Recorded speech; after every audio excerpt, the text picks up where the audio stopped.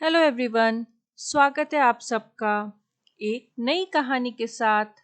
पिछली बार हमने सुनी थी ऊ स्वर की कहानी और आज हम सुनेंगे ऊ स्वर की कहानी। ये है उषा।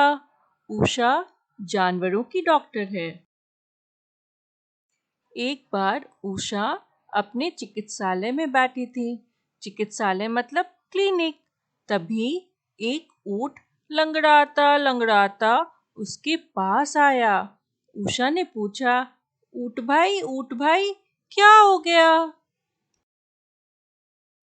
ऊंट ने कहा, क्या बताऊं उषा बहन, मैं ऊटी घूमने गया था।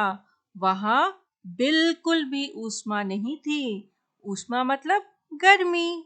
और आप तो जानते हो मैं ऊष्मा के बिना बिल्कुल नहीं रह पाता हूँ। ऊटी का रास्ता इतना ऊबड़ खाबड़ था कि मेरी तो सारी ऊर्जा ही खत्म हो गई। और पता है डॉक्टर उषा क्या हुआ?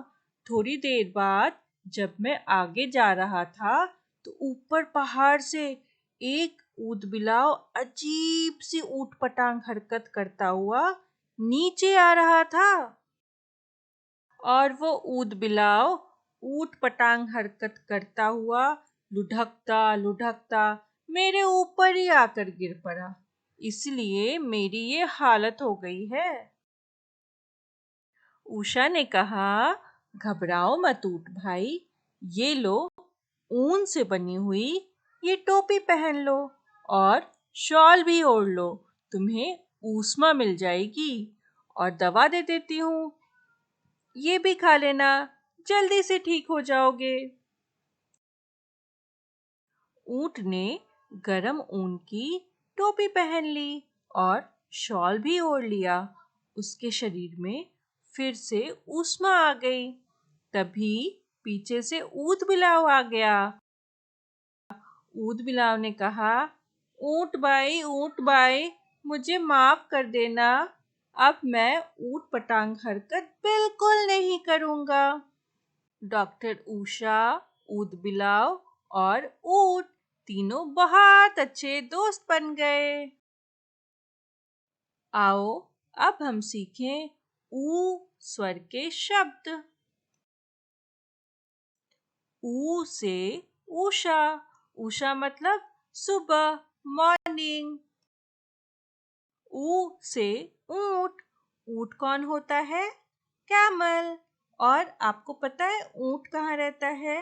ऊंट रेगिस्तान में यानी डेजर्ट में रहता है। और इसीलिए वो ठंडी जगह पे नहीं रह सकता है। उसे गर्म जगह में रहना अच्छा लगता है। और ऊंट को हम पता है क्या कहते हैं? ऊंट को कहते हैं रेगिस्तान का जहाज यानी कि शिप ऑफ द डेजर्ट। ये है ऊंट बिलाव। इसको हम ऑटर बोलते हैं।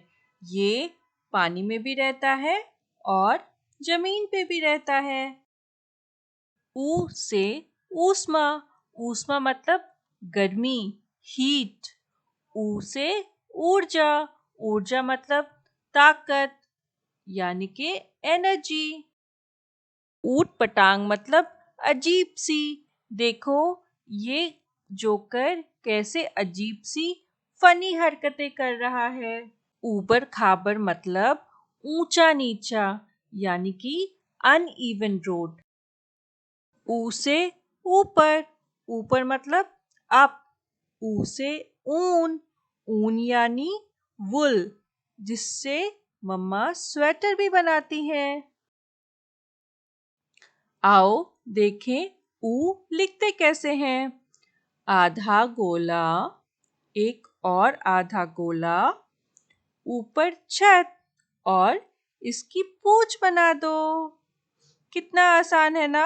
देखो ये कुछ कुछ नंबर 3 के जैसा भी दिखता है। तो चलो एक बार और देखें। आधा गोला, एक और आधा गोला, इसकी पूंछ बना दो, ऊपर छत, बन गया ऊ। कितना आसान है। आओ अब हम ऊंट पर एक कविता सुने। ऊंट चला भाई ऊंट चला, हिलता डुलता ऊंट चला। इतना ऊंचा ऊंट चला, ऊंट चला भाई ऊंट चला। ऊंची गर्दन ऊंची पीठ, पीठ उठाए ऊंट चला। तो पसंद आई ये कहानी? कितना आसान है ना चीजों को कहानी के माध्यम से समझना। ऐसे ही और भी कहानियां सुनने के लिए और जल्दी जल्दी आसानी से हिंदी सीखने के लिए चैनल को सब्सक्राइब करें और वीडियो को लाइक करें। Thank you, bye bye.